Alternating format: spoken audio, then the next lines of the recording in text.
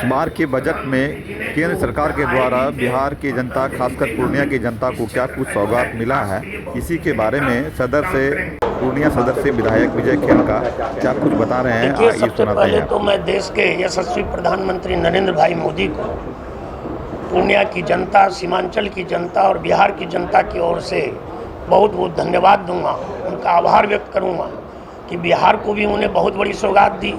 और जो हमारा ये पूर्णिया जो पिछड़ा क्षेत्र है, सीमांचल का क्षेत्र, जो आकांक्षी जिला भी प्रधानमंत्री जी ने घोषित किया है, इस क्षेत्र को उन्होंने तोहफा देने का काम किया है, सौगात देने का काम किया यहाँ की जनता को। और इन्होंने यहाँ सबसे पहले तो जो 3 सड़क उन्होंने नई ग्रीनफील्ड एक्सप्रेसवे जो देने का काम किया, उसमें एक सड़क जो है पूर्णिया को उन्होंने देने का काम किया है तोहफा के रूप में, जो कि पटना से पूर्णिया, विद्युपुर से मधेपुरा होकर के पूर्णिया तक आएगी और उसकी दूरी कम हो जाएगी। 3 से 4 घंटे में लोग पटना पहुंच पाएंगे। और 26,000 करोड़ का उन्होंने सहायता राशि दी, जिसमें कि पूर्णिया की इस सड़क के लिए लगभग 12,600 करोड़ रुपया इस सड़क के लिए होगा। ये बहुत बड़ा तोहफा है पूर्णिया के लिए। और दूसरा जो यहाँ उन्होंने देने का काम किया है, वो इस सीमांचल क्षेत्र जो बाढ़ का क्षेत्र रहा है, जहाँ की कोसी मेची योजना के लिए मैं पूर्व में भी विधानसभा में उठाता रहा हूँ और दिल्ली में भी जाकर के मिला था, और बिहार की सरकार ने भी प्रयास किया तो 11,500 करोड़ की राशि कोसी मेची योजना को, नदी जोड़ो योजना के लिए उन्होंने देने का काम किया है। इस योजना से लगभग 56 किलोमीटर लंबा चैनल बनेगा और 2.14 लाख हेक्टेयर किसान की ज़मीन की सिंचाई की व्यवस्था इससे होगी। और कोसी का पानी मेची में जाएगा तो बाढ़ प्रभावित क्षेत्र से जो है राहत मिलेगी, बाढ़ से राहत मिलेगी। दूसरा, इस क्षेत्र को जो उन्होंने एक सौगात और देने का काम किया, इसमें 2400 मेगावाट पावर प्रोजेक्ट जो है वो आपका पीरपैंती में लगेगा और इसके लिए 21,500 करोड़ उन्होंने देने का काम किया है, जिससे कि इस सीमांचल क्षेत्र में जो बिजली दिन रात रहती है, उस बिजली को और भी बढ़िया हो सके, वो बिजली जाए ही नहीं। इसलिए कि 2005 से पहले बिजली आती नहीं थी और एनडीए की सरकार में नरेंद्र भाई मोदी ने जो घर घर बिजली पहुंचाया, बिहार से अब बिजली जाती नहीं है। तो इस पावर प्रोजेक्ट से जो है बहुत बड़ा लाभ मिलेगा। और दूसरा, बिहार में नया एयरपोर्ट और अस्पताल देने का भी काम किया। तो पूर्णिया में तो मेडिकल कॉलेज पहले से मिल गया है, हम लोगों ने प्रयास करके पहले से दिलवाया। और यहाँ का जो एयरपोर्ट है उसके ज़मीन अधिग्रहण का काम लगभग 95% पूरा हो गया है और आर्किटेक्ट द्वारा डिजाइन भी पर भी काम शुरू हो गया है। और ये एयरपोर्ट बड़ा है, इंटरनेशनल एयरपोर्ट बनेगा। 5 एरो ब्रिज के साथ बनने वाला ये एयरपोर्ट अंतर्राष्ट्रीय होगा, मुझे जैसा लगता है। और जो हमारी बात हुई है विभाग से, ये एयरपोर्ट जो है सिविल इंक्लेव मार्च तक इसका काम शुरू हो जाएगा। और रेल के क्षेत्र में भी इस बजट में बिहार को भी मिला, पूर्णिया को भी आगे मिलने जा रहा है, जुड़ने जा रहा है। जो हमारा वाशिंग पीट जोगनी में बन रहा है, मेरी बात हुई है रेलवे विभाग से भी, जीएम से भी, डीआरएम से भी, और वो जैसे बन के तैयार होगा, मुझे लगता है बहुत जल्दी 2025 से पूर्व में ही वो बन के तैयार होगा। तो यहाँ से लंबी दूरी की ट्रेनें भी खुलेगी और पूर्णिया जंक्शन और पूर्णिया जो कोर्ट स्टेशन है वो पहले डी ग्रेड था, अब ए ग्रेड हो गया है।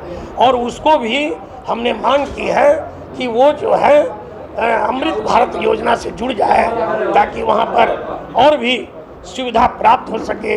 पूर्णिया में जो है गैस पाइपलाइन बिछाया जा रहा है, 9,000 घरों तक गैस पाइपलाइन बिछाया जा चुका है। 300 घरों में पाइपलाइन से गैस की सुविधा शुरू हो गई है। लगभग 50,000 घरों में गैस पाइपलाइन भी लग जाएगा आने वाले समय में बहुत जल्दी। ये भी सुविधा पूर्णिया को मिलेगी। और जब ये सुविधाएं मिल रही हैं, और मार्च तक लगभग ये सुविधाएं प्राप्त होंगी, तो हमारा पूर्णिया और भी विकसित पूर्णिया बनेगा। और इसी तरह हमने 24 मांगे जो है विधानसभा में रखने का काम किया है। अल्पकालीन सत्र में जो मानसून का सत्र था, जिसमें कि शून्यकाल, निवेदन, गैर सरकारी संकल्प, तारांकित प्रश्न, इन सारे चीज़ों के माध्यम से 24 विषयों को उठाने का काम किया है। और 24 विषय हमारे ऐसे हैं जो कि पत्राचार विभिन्न विभागों के माध्यम से हमने करने का काम किया है। दूसरा, ग्रामीण क्षेत्र में 64 किलोमीटर सड़क का टेंडर हो गया है। ये सड़क की संख्या लगभग 39 है। ये भी अभी 1 महीने के अंदर ग्रामीण क्षेत्र में लोगों को आवागमन की सुविधा और भी बढ़ जाएगी। देखिए, डबल इंजन की सरकार में बिहार में काफ़ी विकास हुआ है और पिछले बजट में भी देश के यशस्वी प्रधानमंत्री नरेंद्र भाई मोदी ने बिहार को बहुत बड़ा आर्थिक पैकेज देने का काम किया था। और इस बार भी लगभग एक विशेष पैकेज के रूप में बिहार के विकास के लिए और इस सीमावर्ती क्षेत्र के विकास के लिए बहुत बड़ा आर्थिक सहयोग देने का काम किया है। और नीति आयोग की बैठक में 2012 से पहले जिनकी सरकार थी, उन्हीं लोगों ने विशेष राज्य का दर्जा देने का काम नहीं किया। हम तो प्रयास कर रहे हैं। इस बार भी बिहार की एनडीए की सरकार ने मांग की है, उसमें भाजपा पीछे नहीं है। नियम संगत अगर होगा तो निश्चित रूपेण बिहार की तरह अन्य राज्य को भी विशेष राज्य का दर्जा मिलेगा। लेकिन बिहार को बढ़ाने के लिए कोई कोर कसर केंद्र की सरकार नहीं कर रही है। और इसीलिए बहुत लंबा, बहुत बड़ा आर्थिक पैकेज इस बार के बजट में बिहार को और पूर्णिया को देने का काम सरकार ने किया है। पप्पू यादव फैक्टर कितना कारगर है? देखिए, भारतीय जनता पार्टी और एनडीए पूर्णतः चुनाव के लिए तैयार है और हम तो हर समय संगठन का काम करते रहते हैं। इसलिए कि भारतीय जनता पार्टी देश दुनिया की सबसे बड़ी पार्टी है और इसके कार्यकर्ता दिन रात जनता की सेवा, संगठन का काम और केंद्र और राज्य सरकार की जो योजनाएं हैं उसको जनता तक पहुंचाने का काम करती रहती है। इसलिए एनडीए के लिए कहीं भी कोई फैक्टर नहीं है। हम सब आने वाले समय में 2025 में 2/3 बहुमत से हमारा जो नेतृत्व कर रहा है और जनता का जो आशीर्वाद है और जो लोकसभा में आया है कि 173 सीट पर हम लीड किए हैं और 75% पर हमारी उपलब्धि हुई है, तो हम आने वाले समय में एक मजबूत सरकार देने का काम करेंगे।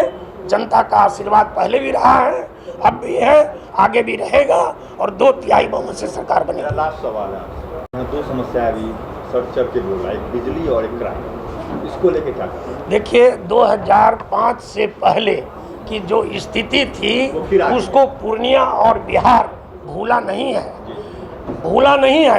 कितना पलायन पूर्णिया से और बिहार से हुआ है हर कोई जानते हैं। कितनी हत्याएं होती थी, कितना नरसंहार हुआ था और सीएम हाउस में क्रिमिनल को संरक्षण मिलता था और वहां से क्राइम की योजनाएं बनती थी। इसको न पूर्णिया भूला है न बिहार भूला है। इसलिए करके ये जो एनडीए की सरकार है ये विकास और कानून के राज की सरकार है और इसमें जो छिटपुट घटनाएं हो रही हैं, इस घटना पर सरकार और पुलिस लगाम लगा रही है। जो घटनाएं हुई हैं उसका उद्भेदन भी हुआ है, ऐसा नहीं है कि उद्भेदन नहीं हुआ है। और इस सरकार में स्पष्ट कहना है, किसी भी क्रिमिनल को चाहे वो कितना ही पहुंच वाला हो, उसको कहीं पर जगह नहीं है, उसकी एक ही जगह है, वो काल कोठरी है। इसलिए जो अभी वर्तमान में आप कह रहे हैं इसके लिए सरकार सजग है और आपने सुना होगा कि हमारे नेतृत्व, हमारे नेता इस और गंभीरता से देख भी रहे हैं, पुलिस को सक्रिय भी कर रहे हैं। पूर्णिया की पुलिस और भी सक्रिय हुई है, उसे और भी सक्रिय होने की जरूरत है और आगे अपराध जो है उस पर लगाम लगेगा और अपराधी काल कोठरी के अंदर होंगे। बिजली पर और बिजली तो मैंने पहले कहा, बिजली आती नहीं थी, अब जाती नहीं है और उसके लिए पावर प्रोजेक्ट जो है नया सेंक्शन हुआ है। पूर्णिया में ग्रिड और पीएसएस का भी हमने कहा कि वो भी आगे स्वीकृति की ओर है और शहर में और ग्रामीण क्षेत्र में और भी जिले में जहाँ ट्रांसफार्मर लगाना है, लोड ज़्यादा है, गर्मी ज़्यादा है, हर परिवार में, चाहे वो गरीब हो, मध्यम हो, अमीर हो, सबके घर में पंखा है, कूलर है, एसी है। इसलिए करके पावर लोड बढ़ा है। हम लोग पटना से ग्रिड का पावर देने का काम करवा रहे हैं और पावर सुधरा भी है और भी सुधरेगा। आज के प्रेस कॉन्फ्रेंस में आप सब आए, आप सबों का स्वागत। मेरे साथ में मेरे पार्टी के, भारतीय जनता पार्टी के महिला मोर्चा के अध्यक्ष सरिता जी हैं, हमारे बगल में महामंत्री सुजीत सिन्हा जी हैं, विजय जो है माझी जी हैं, और चंदन पासवान जी हैं, और हमारे वीरेंद्र सिंह जी हैं, और संजय झा जी हैं, जो इस प्रेस कॉन्फ्रेंस में आए हैं। और आप भी जो उठाते रहते हैं अपने चैनल और प्रिंट के माध्यम से, हम उसका भी संज्ञान लेते हैं और उसको भी उठा करके जनता की कठिनाई को कैसे दूर कर सके, इस दिशा में हम बराबर प्रयास करते रहते हैं। और मेरा तो संकल्प ही है, सबका साथ, पूर्णिया का विकास। मोदी जी ने कहा है सबका साथ, सबका विकास। हमने यहाँ कहा है सबका साथ, पूर्णिया का विकास, पूर्णिया की सेवा मेरा संकल्प है और पूर्णिया की कठिनाइयों को दूर करना मेरा कर्तव्य है।